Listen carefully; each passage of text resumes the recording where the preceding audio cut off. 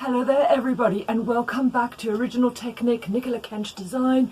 As I said before, fond habit of repeating myself, I be Nicola Kench and this is Find Your Inner Leonardo, scratch, scratch, go, hello Leonardo, the joy of knitting. Alright, what I wanted to do with this series of videos is I want to take you through all the basic and key steps to get started on a project that will bring you much joy and satisfaction without you having to lock yourself away in some kind of castle turret for 300 years and knit on tiny needles with tiny wool, which is just a really, you know, jumping on the A40 to frustration. We don't want that. Right, so what I did, just to quickly recap the videos, is I went through casting on, knitting in plain stitch. This is plain stitches we have here, okay? Knitting in purl stitch, only for those who are returning after some time, all right? In terms, not only for those if you want to do it, that's all good, but I suggest for those who are truly starting out that you just stick to this beautiful, hyper funky,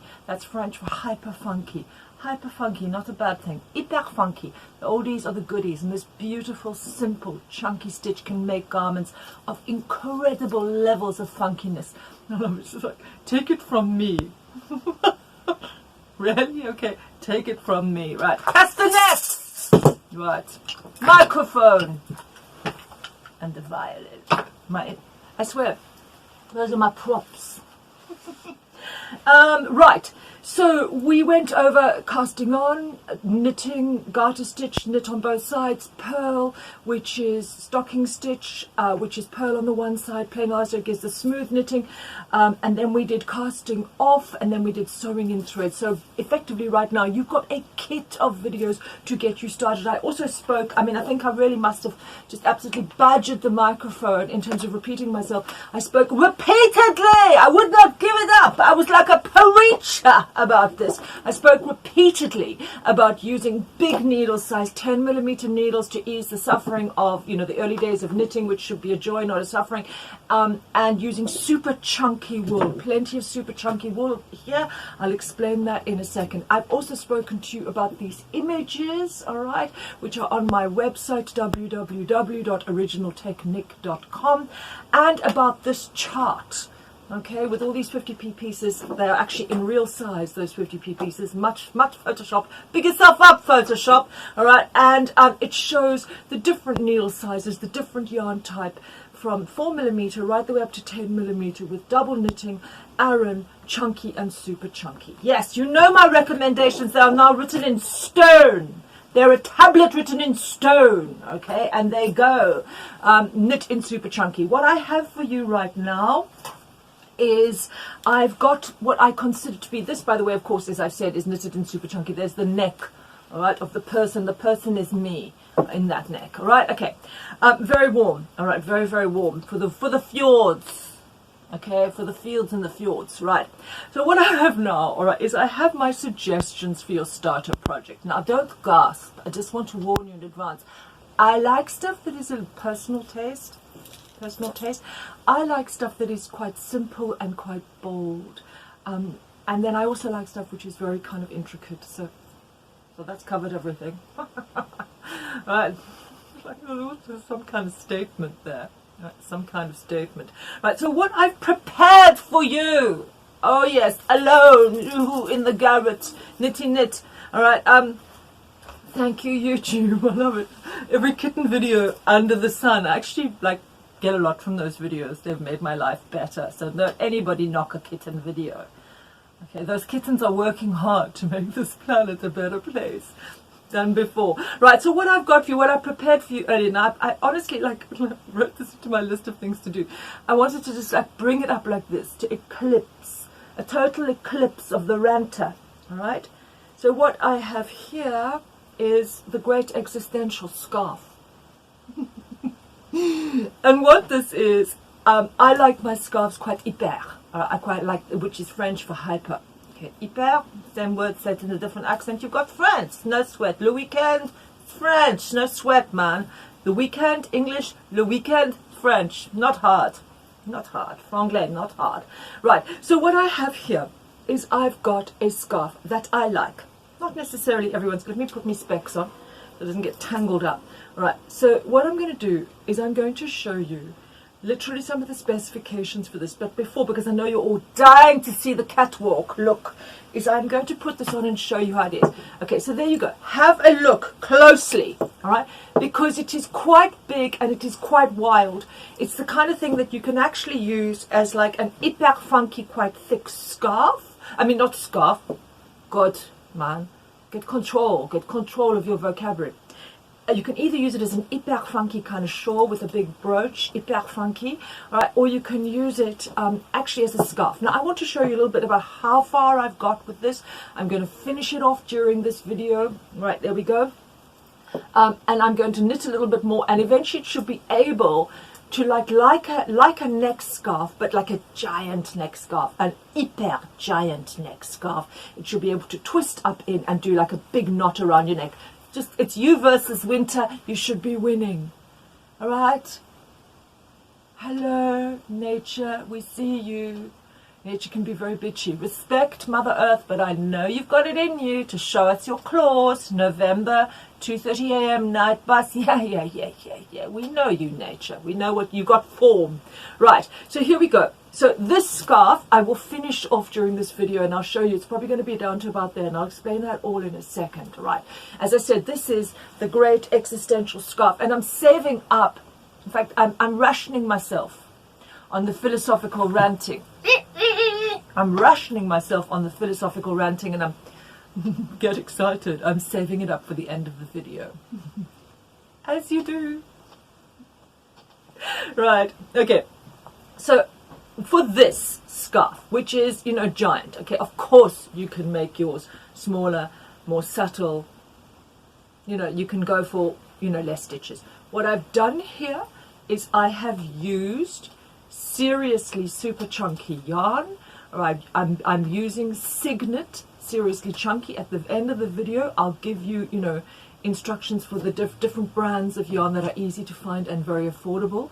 10mm needles, and I cast it on 35 stitches. Okay, 35 stitches. All right, later on, once I've finished, I'll give you the full measurements. What I have done here, you can see that there are still threads emitting. There are still fronds emitting from the side of the scarf. Of course, I've got to sew those in. The amount of balls, I wish I could do a quiz now. Right, it's like something hell of a interactive on the internet. Guess how many balls of seriously chunky I used to get this far? Well, everybody, it was 5. So now I'm going to show you. 1, because obviously at every tie that's another ball. 2, 3, 4, and that's 5. Okay, 5 balls got me this far. It is my fervent belief. So I want to bring a little bit of the pulpit preacher to the world of knitting.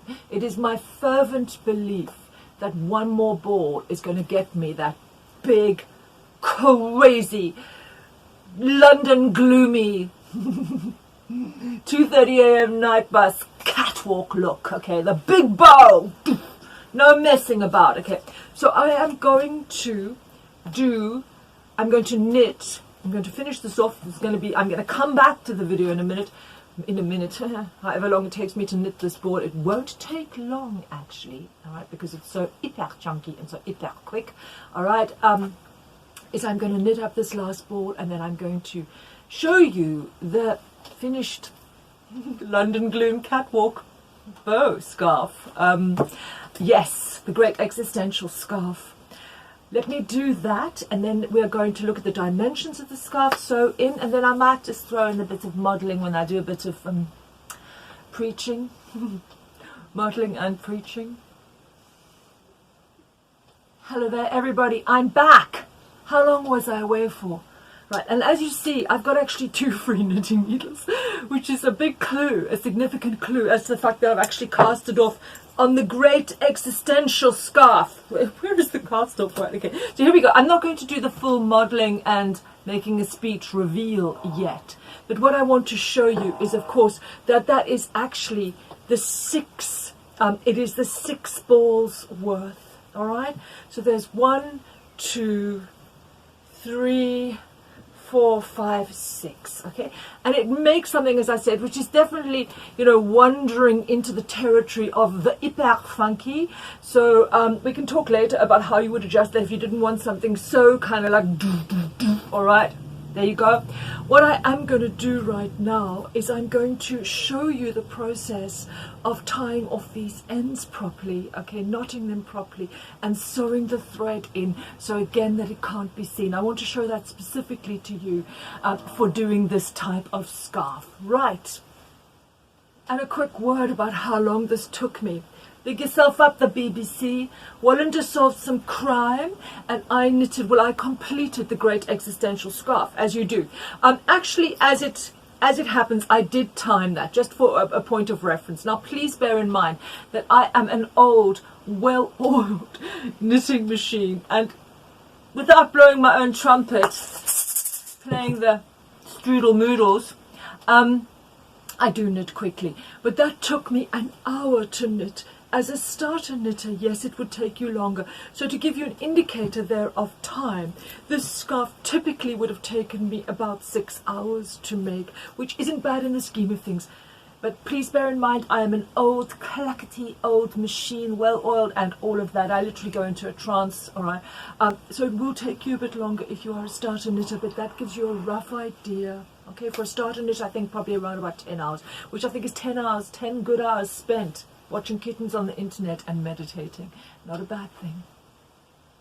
Right, everybody, hello. Okay, now we want to talk about just a few things about the threads, all right, on the sides of the great existential scarf. Right, let me just get everything in order here. Here is that tapestry needle, the nice huge one that I showed you in the previous video about sewing up, and of course scissors, all right. I want to just quickly say a few things. Right, it is a very good idea to change balls of wool, right, on the side of the knitting, because you are able to control, right, the finish of it much better when you sew in the threads from the side as opposed to from the middle. And the reason for that is because you do have to make a knot. And if you make that knot like further down into the row of knitting, you will get a lump there where you don't want it. A lump from a knot is much more easily managed on the side of a garment, all right, particularly if you're actually making a garment and going to have seams, and then you can use that seamage to sew in all of your threads, than in the middle, okay? Now, what I've done here is on the side, when you change your balls, all right, you need to check that for your last row before you change balls, you've got enough thread. So sometimes that might leave you with a little bit of extra. That's no worries whatsoever. Okay, so here we go. Right, what I've done here is I've knotted that very, very tightly once. All right, so I'm getting the ends of this very thick wool using a nice big chunky tapestry needle. Now I'm going to turn this around so that you can see. Okay, here we are.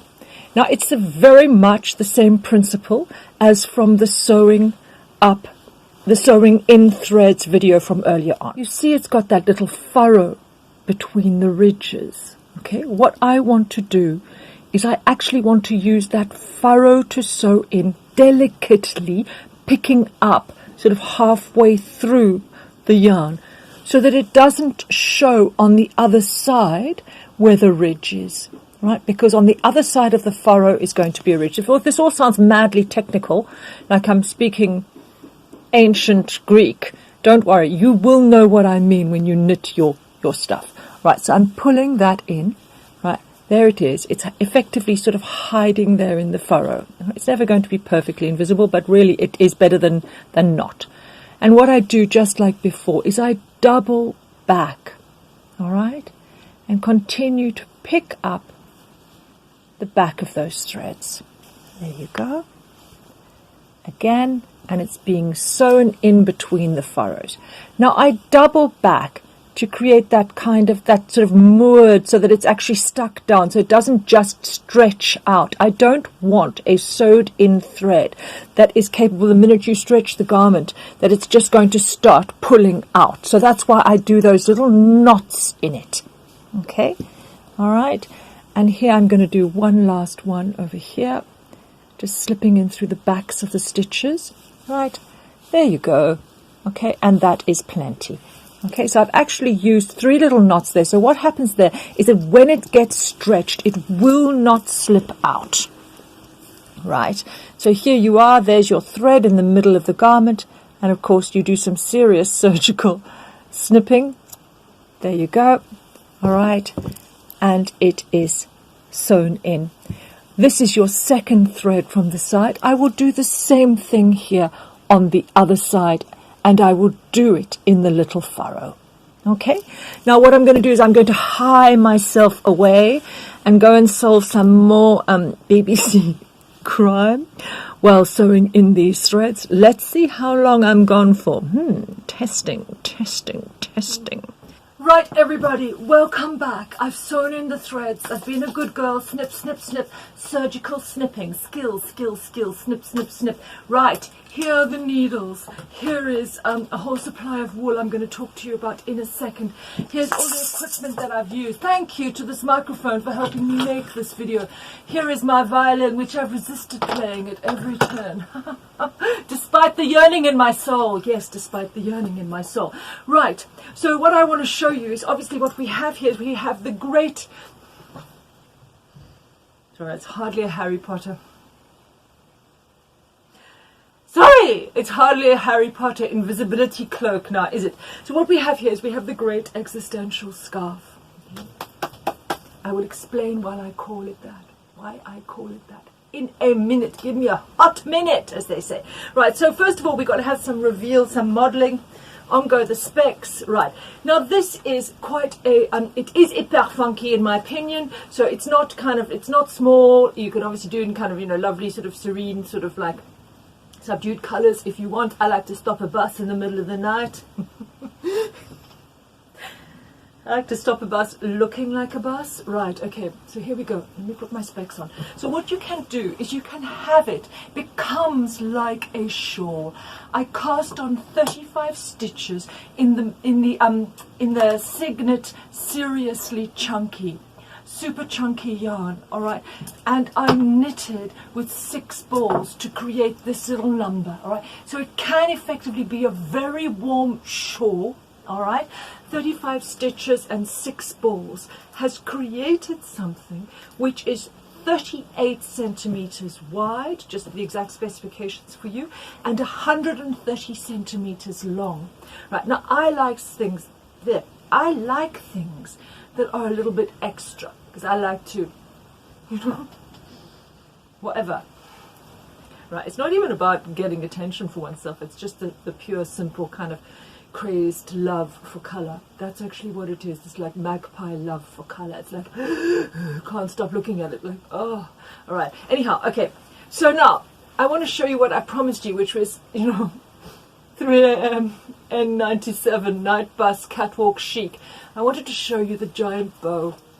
Right, there's the giant bow. That's what I was talking about. Effectively becomes this huge big cowl, all right, which I am very fond of. I found that this width and this length sits very comfortably. It creates a very nice warm, you know, practically sort of beautiful knitted kind of suit of armor against the machinations of the cold. Right, so here we go. This is how I wanted it. I wanted it as like a giant bow like this, and I'm very, very happy with it.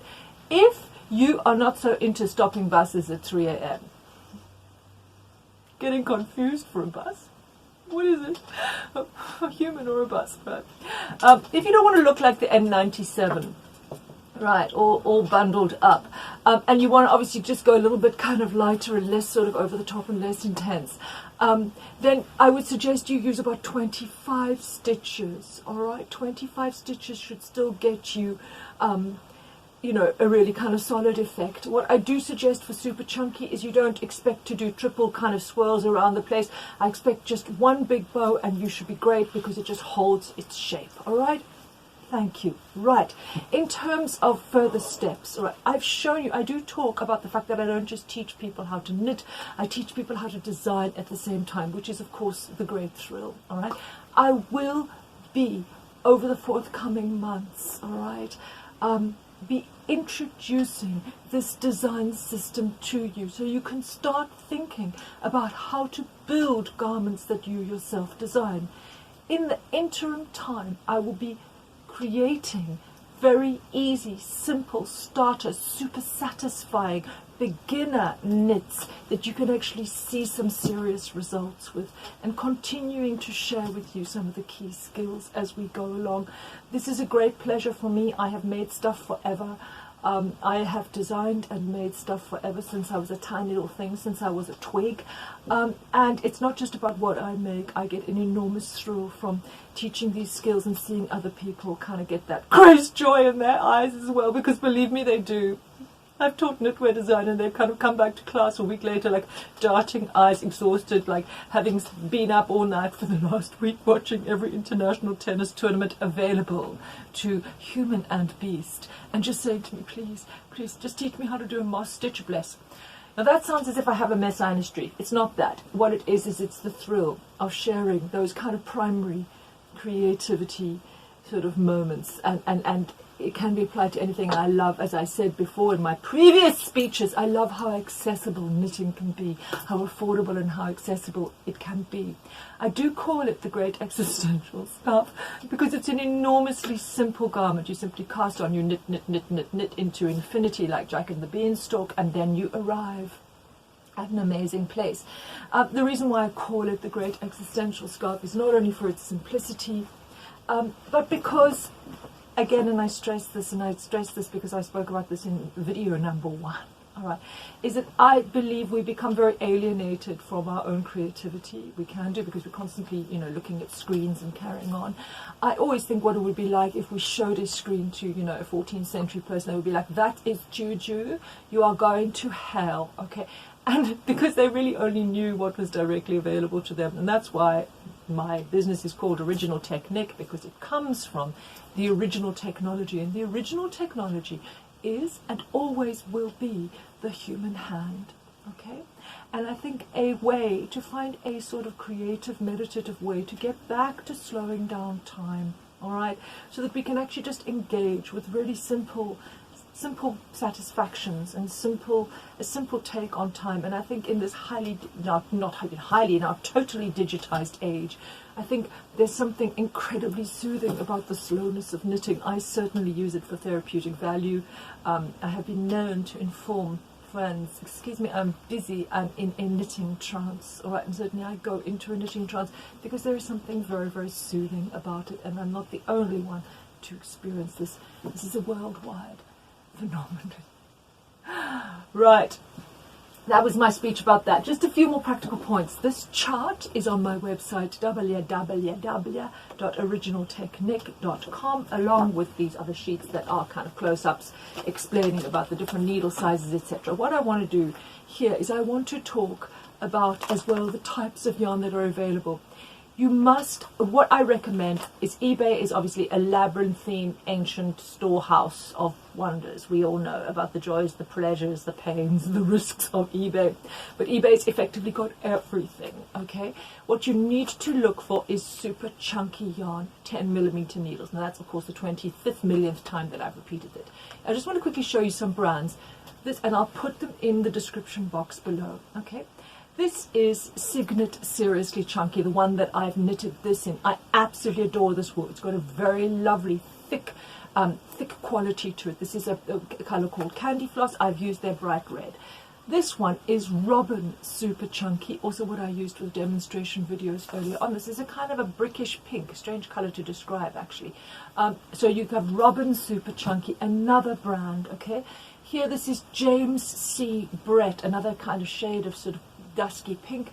James C. Brett, Amazon Super Chunky, another Super Chunky available.